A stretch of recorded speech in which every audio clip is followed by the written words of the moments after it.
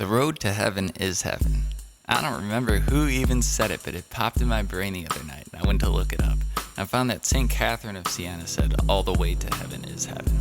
I love that too, but I got chills the first time I heard it, and I just thought about it the other night, so I started jotting down on a notepad this, to which I'm about to tell you. To accept the gift of life to the fullest and to have an undying appreciation of the vessel you were given to enjoy it. I'm saying love your body, not just with supplements and exercise, but also how you let it feel, what thoughts you let in, what vibe you ride. I've tested it, and it's 100% true that you can control the thoughts you think, despite the surrounding world. Sure, it can be challenging, but you can morph mental challenges into a mental gym that makes mental blessings in the way of a heavenly fortitude. The road to heaven is heaven because when that's all you look for, that's all you see. Once in a while, you'll notice the contorted faces or voices of folks who don't realize they have a choice in every moment. Now, tears are beautiful. Tears are release, and you must feel your emotions but not dwell.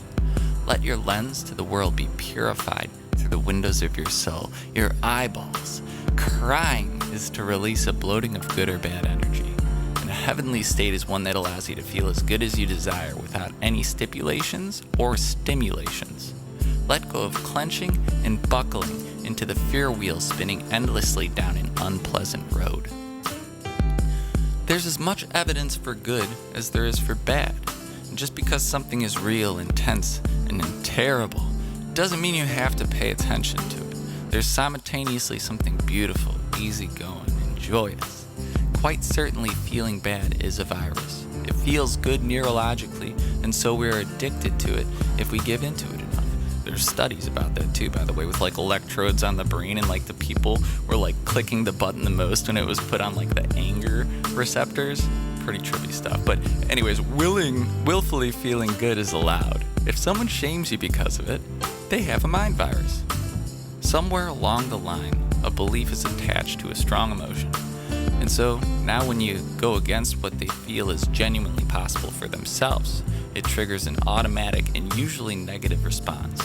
But they can't find sustenance in you. Your mind is a diamond coated when you realize you don't have to let them make you feel bad. They could call you a psycho. You have no remorse. But that's not it if you didn't do anything. They'll say, you are passive and so you're part of the problem, letting it happen. No. If everyone chooses to stop rolling down these hellish mental conveyor belts, they could start pedaling in the way of heaven, and like an awakening from a bad dream, instantly notice that even the road to heaven is heaven. Once you consciously start choosing good thoughts over bad ones, you cannot consciously stop. You may think it's conscious, but it's like stepping off the path as an alcoholic reasons one more drink would be fine, which categorizes negativity as an addictive state. It lacks presence to its real implications on your self-respect and the surrounding world. So when the jaded people unjade, they become righteously crystalline. In knowing both sides of this coin, why would you ever choose a bad feeling?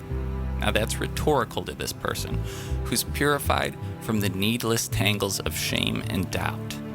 Now I'm not a preacher, but I am a writer and a reporter, a seeker and a truth teller.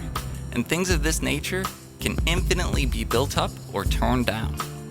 But that only goes to prove, conversely, the road to hell is hell.